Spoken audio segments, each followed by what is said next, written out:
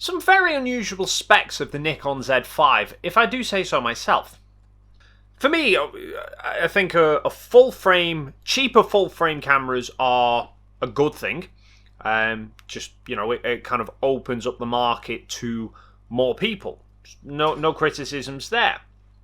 However, I think in my mind, when I saw all the rumours a while ago of that Nikon were working on this camera, I think I kind of assumed that it was going to be spec'd and priced to compete directly with the Canon RP. That kind of what I presumed. That seemed a logical thing for me. However, the specs of the camera that have been released are quite surprising. Basically, Nikon have taken a Z6 and nerfed the specs to create the Z5, which is what I was expecting them to do to a degree, in the same way that Canon did, nerfing the EOS R to create the RP. In terms of the sensor in the Z6 was a 24.5 megapixel backside illuminated sensor, whereas the sensor in the Z5 is a 24.3 megapixel non-BSI sensor. It looks suspiciously like they've used the sensor from the D750 in the Z5. The big key thing is that it's not a backside illuminated sensor, which means it's a cheaper to manufacture sensor, hence it helps keep the cost down. So, another big check mark, what we'd expect. In terms of speed, whereas the Nikon Z6 can shoot up to 12 frames a second, the Z5 can only manage 4.5 frames a second. Again, big check, what we would expect, and to be honest, not a particularly big deal. I don't think this camera was ever going to be geared to sports and wildlife shooters, and for most casual shooters, 4.5 frames a second is probably more than sufficient for most situations. Again, in terms of autofocus, it's a fairly competent autofocus system by the looks of things, but not as good as the Z6. Let me just clarify that statement about the Z5's autofocus not being as good as the Z6's. I apologise, it appears Rusty doesn't want to be in this particular video. I tried, what more can you do? But I'm pretty sure somebody right about now is about to start typing that both the Z5 and Z6 both have the same, 273 phase detect points, so therefore they must be the same autofocus system. So therefore, how can I say that the Z5's AF system is worse than the Z6? I will admit, I am going out on a little bit of a limb with this one because I've not actually seen any side-by-side comparisons between the 5 and the 6 to know for sure that the 5 doesn't perform as fast as the 6 does, but there are a few factors to bear in mind. For example, the A7 III has the same 693 phase detect points that you find in the A9, but they're actually two completely different systems, and the A9 is substantially faster than the A7 III. And I imagine it's going to be a very similar story with the Z5 and Z6. Yes, they both have the same number of phase detect points, but as we've already established, they're not actually carrying the same sensor as each other. I suspect, as I said, that the Z5 is carrying the old D750 sensor, which is going to have a much slower throughput rate in terms of potential read speed versus the newer sensor in the Z6. So I imagine that the Z6 is going to be able to read all the autofocus information a lot faster than it will be able to do with the Z5. So I think the AF systems are going to be very similar to each other, but they're not going to be exactly the same. And I suspect once we start seeing some side-by-side comparisons, you will start to see some subtle differences, especially in low light, between the 5 and the 6. And back to the video. In terms of video specs, again, no surprises, not as good as the Z6. It does do 4K up to 30 frames a second, but there is a 1.7 times crop factor on there, which means Camera Conspiracies is going to fucking hate this camera. Although it also doesn't have a flippy screen, so Casey was never going to like it anyway. It's got no 1080 at 120 frames a second, again, no big surprise, but it does go up to 60 frames a second, so still works as a pretty competent video camera. One bonus as well by the looks of it is that it doesn't look like it has a 30-minute record limit. At least it's not listed on the specs on Nikon's website as having the 2959 record limit. The Z6 and Z7 do, because they were brought out before the EU tax rule change. So probably not particularly useful for shooting 4K, but for shooting 1080 for a cheaper entry-level camera, it's a fairly reasonable option. So overall specs of the camera, like I said, pretty much a watered-down version of the Z6.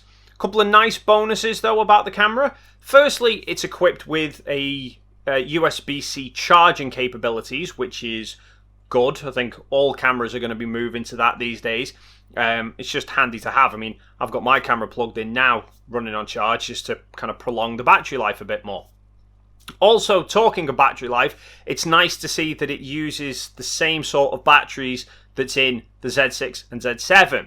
I was a little bit skeptical that they might try and move like Canon did with the RP, whereas like the EOS R was fitted with the LPE6 battery, the same that's in the higher end DSLRs.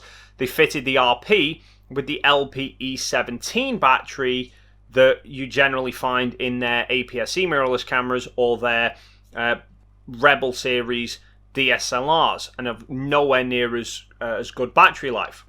But it's good to see that, you know, if you're considering getting the Z5 as a second backup camera to a Z6 or a Z7, everything shares the one battery, which is a bonus. Now we get onto the really kind of shocking specs, if you like. First off, is that it has 5-axis in-body stabilization. Kind of wasn't expecting that. Obviously, the Z6 has 5-axis in-body stabilization, but it's a $2,000 camera. For an entry-level camera, however, I was really expecting them to not bother with it, to scratch it off entirely to really bring the cost down. But they haven't. Take that as a plus or a negative as you want. Again, I think a lot of casual shooters maybe aren't going to be too fussed about in-body stabilization, and it is going to jack the price up. But we'll get onto the price shortly. Next big spec that I really wouldn't have put down for it is the memory cards. So on the Z6, Z7, they ran with a single XQD card. On the Z5, they've gone for dual UHS-2 SD cards. Dual. 2. More than one. Was not expecting that for an entry-level camera. I know a lot of people, including myself, criticised the Z6 and Z7 on release for the fact that although they went with an XQD card which is particularly fast, they only went with one card slot. I wouldn't have cared, you know, I think a lot of people would have been happy with an XQD and an SD, just some way of backing up your photos for when you're on those paid shoots that you don't want to risk a card corrupting and losing all your photos. And I know there are people that say, yeah, but statistically, the chances of a card failing are very, very minimal. True, but statistically, the chances of you being involved in a car crash on a daily basis are very, very minimal, and you still wear a seatbelt. Because it's better to have it and not need it than need it and not have it. And for me, it goes the same with memory cards. But that's a feature that you generally aim to see in the more mid to high end cameras, not entry-level cameras. So I don't think anyone would have begrudged Nikon at all if they turned around and said, here's a new entry-level Z5, it's got one UHS-2 memory card slot. I think people would have been perfectly happy with it, because again, for the casual shooters who this camera is predominantly aimed at, one card is probably more than sufficient. And the fact that it's an SD card, again, wouldn't be a problem, because while the Z6 might run XQD, it's shooting up to 12 frames a second. It's going to run through a lot more information. You're unlikely to run the buffer out on a UHS-2 SD card when you're shooting 4.5 frames a second. So yeah, I mean, it was a pleasant surprise to see 2 memory card slots in a low-end camera. However, I think it might have been a potentially bad move from Nikon. For the very first part, the fact that, like I said, of all the specifications of this camera, everything is basically the Z6 equal to or watered down.